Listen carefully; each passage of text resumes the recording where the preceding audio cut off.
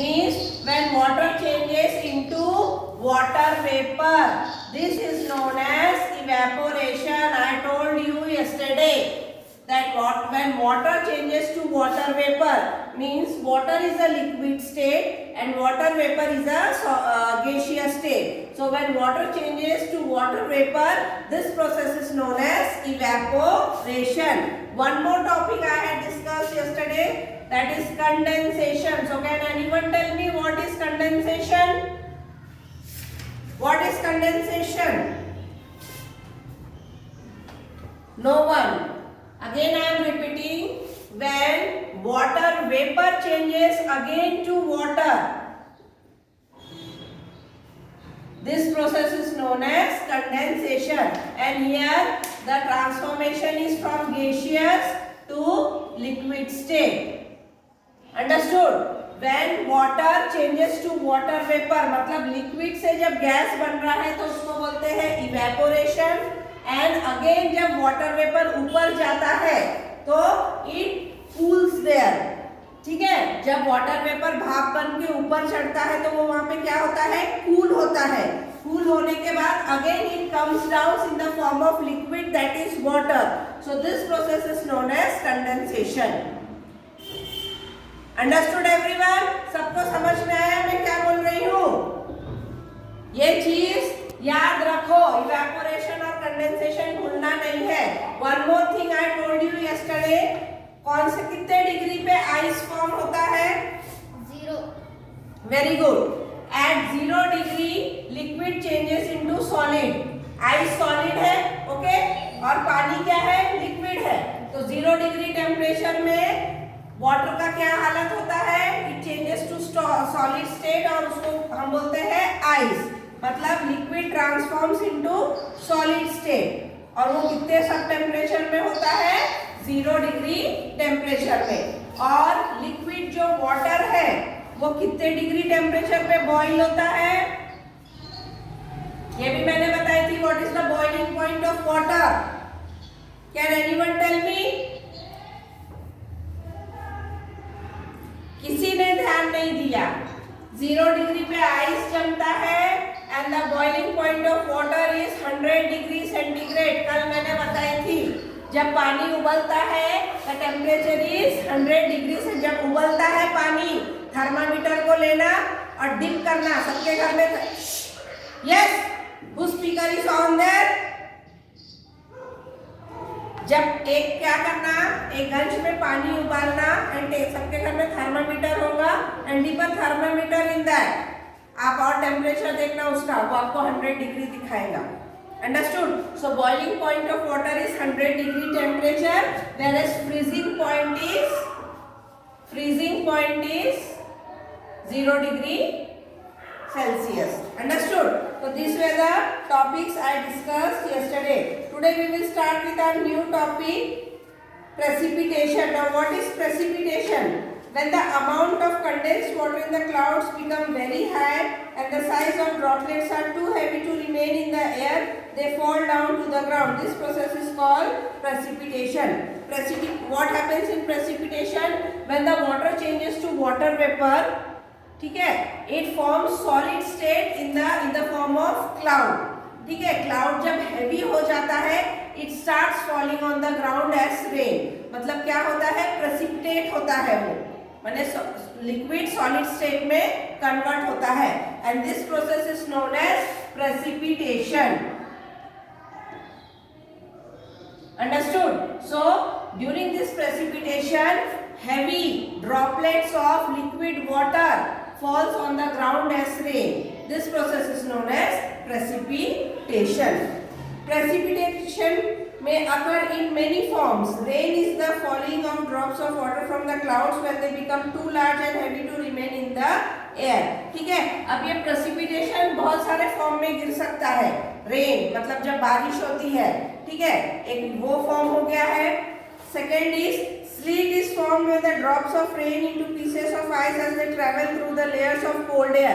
कभी-कभी आप देखे होंगे बारिश के साथ ओले पड़ते हैं, है ना, क्या बोलते हैं, गारा बोलते हैं, क्या बोलते हैं उसको, बड़े बड़े ऐसे आइस के गोले गिरते हैं आइस के साथ. वो क्यों होता है?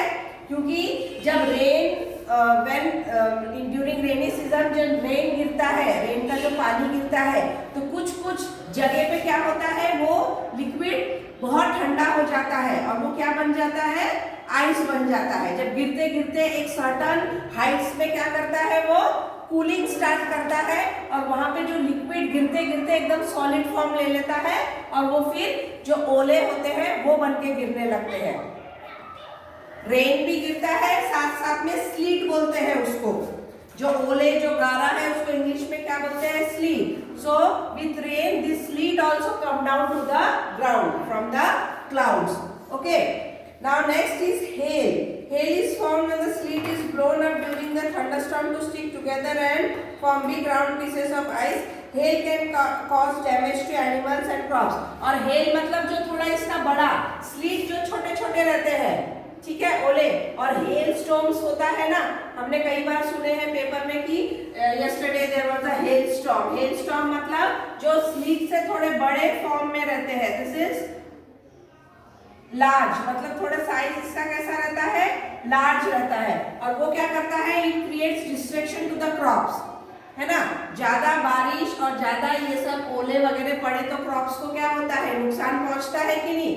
आप सुनते होंगे कि खेती पूरी बर्बाद हो गई है ज्यादा बारिश से, और बारिश के साथ साथ जब ये बड़े बड़े गारे ओले गिरते हैं तो वो भी क्या करता है, it creates damage to the crops, animals and everything. ठीक है, बड़े बड़े अगर ओले किसी जानवर, रास्ते में चलते हुए जानवर या गाड़ियां, इनके ऊपर गिरेंगे तो क्या होगा, डैमेज होगा, नुकसान पहुंचेगा, है ना।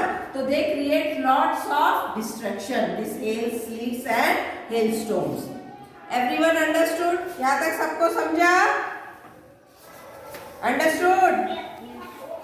Now see page number 106. Some of the precipitate water seeps into the ground through layers of sand and pebbles. They collect above a layer of rock which does not allow the water to pass through this. This groundwater is known as water table. अभी हम देखेंगे what is water table. ठीक है, जब बहुत सारे rain water गिरता है और ये स्लीट और दिस हेल्स ये सब जब गिरते हैं तो बहुत आप देखते हो कि ग्राउंड में पानी हो जाता है। फिर कुछ देर बाद अगर पानी रेन स्टॉप हो जाता है, you see that the water disappears. तो वाटर कहाँ जाता है, where does the water go? कोई बता सकता है? रेनी सीजन के बाद आप कुछ देर तक देखोगे कि पूरा आपका ग्राउंड फुल रहता है वाटर से, but after few hours the water disappears. Where does the water go? The water settles underground, मतलब जो जमीन है वो उसको सोक करता है। ठीक है, ग्राउंड में जाके वो क्या होता है, सोक हो जाता है। And this ground water is known as water table. ठीक है, तो वही जो पानी ग्राउंड सोक कर लेता है तो वो जमीन के नीचे वो पानी पूरा एक्यूमुलेट होता है, and that water is known as water table. और फिर वही water table we can use by digging well, by digging boring, and we need this all water table for irrigation process. ठीक है, तो ये जो है ये वाटर कंजर्वेशन है। ग्राउंड में अगर ज्यादा से ज्यादा पानी सोक करता है तो वो वाटर टेबल अगर हमारा अच्छा होता है then it's very useful to us in many ways. So this is known as water table. This underground water is used by digging wells or making tube wells and hand pumps. It is mostly clean and may be used for drinking. और ये जो underground water रहता है, जो बारिश के पानी से सोखा हुआ है जमीन के अंदर, जो वाटर टेबल है, the water is very pure and fresh. मैंने आप देखोगे कुएं का पानी, बोरवेल का पानी जो रहता है, it's very fresh और उसमें impurity बहुत कम रहता है, and it is very safe for drinking. Directly we can drink the well water, hand pump water, tube well waters can be consumed directly because it has less impurities in it. Understood everyone? सबको समझ रहा? बस एक या दो जन yes ma'am करते रहते, rest all go to sleep. Just log in करते हैं और सोने चले जाते हैं, मुझे ऐसा लगता है। Okay, now see the level of ground water is high during rainy season and low during winter. There are more fresh water present below the earth than in rivers and lakes. और ये बात भी याद रखना कि river और lake से सबसे ज्यादा फ्रेश वाटर कहाँ पे रहता है? Ground water. मतलब रिवर और लेक का पानी कैसा है? खुला हुआ है, it's open, so the impurities accumulate more in that river and lake water, whereas the ground water is very fresh and we have sufficient ground water due to this rain water। इसलिए बोलते हैं कि बारिश का होना बहुत जरूरी है और ज्यादा बारिश होने से we have all these useful things। Do you know why there is difference between the water from the two different sources?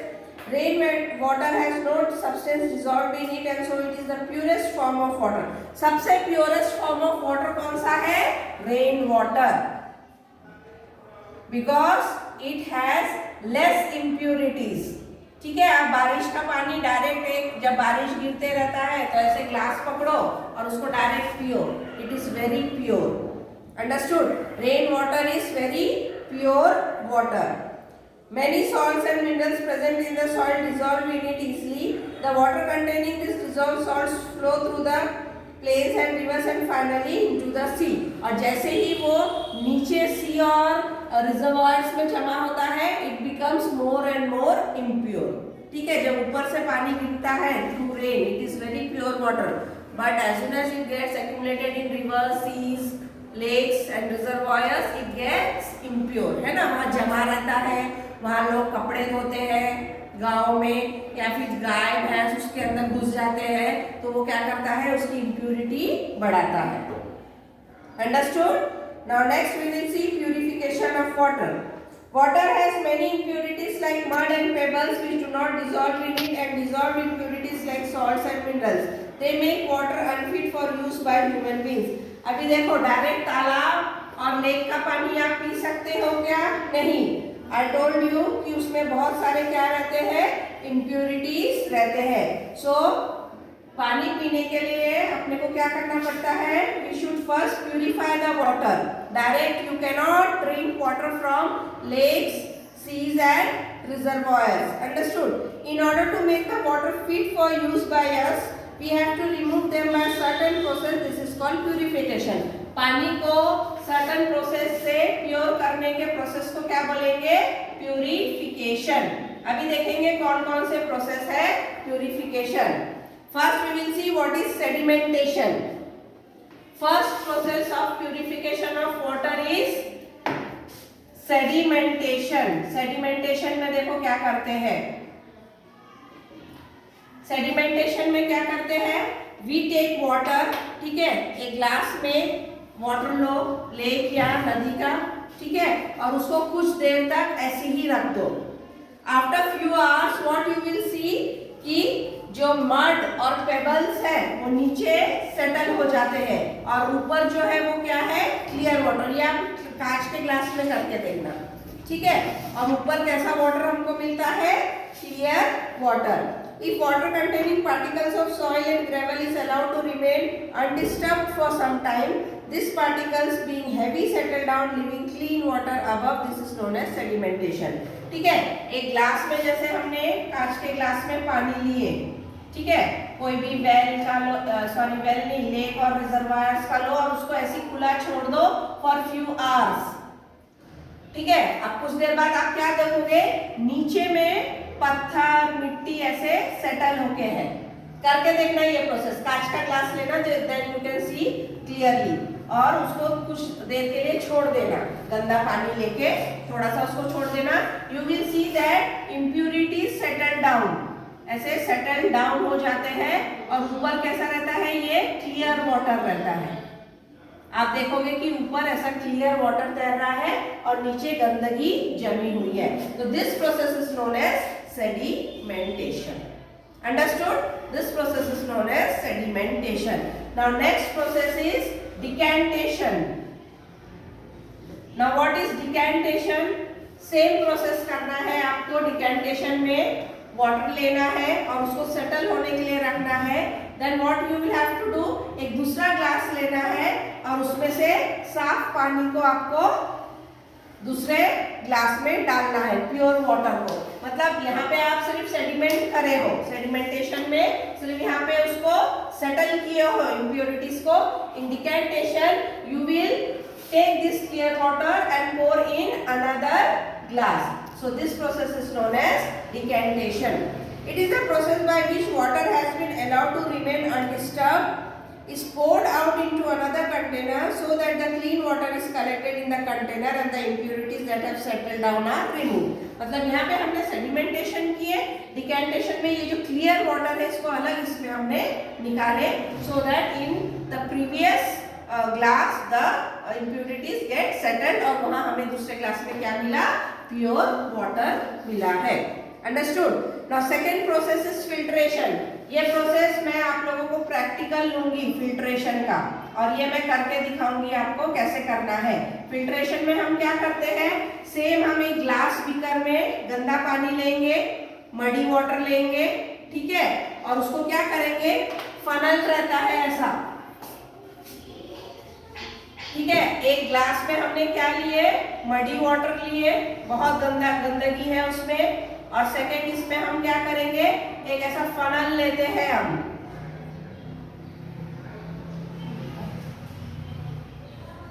ऐसा फनल जैसा लेते हैं हम, ठीक है। मैं दिखाऊंगी आपको, अपने इधर लैब में है फनल, ठीक है। और ये जब पानी ऐसा सेटल हो जाता है, गंदा पानी जैसे हमने यहाँ पे सेटल किए, फिर हम क्या करेंगे, ये फनल के द्वारा हम ये पानी को पोर करेंगे। आवाज नहीं आ रही मैम? ये बंद कर दूँ, 16 मिनट का हुआ है, फिर एक टॉपिक बचा है ना आपका, हो गया बंद।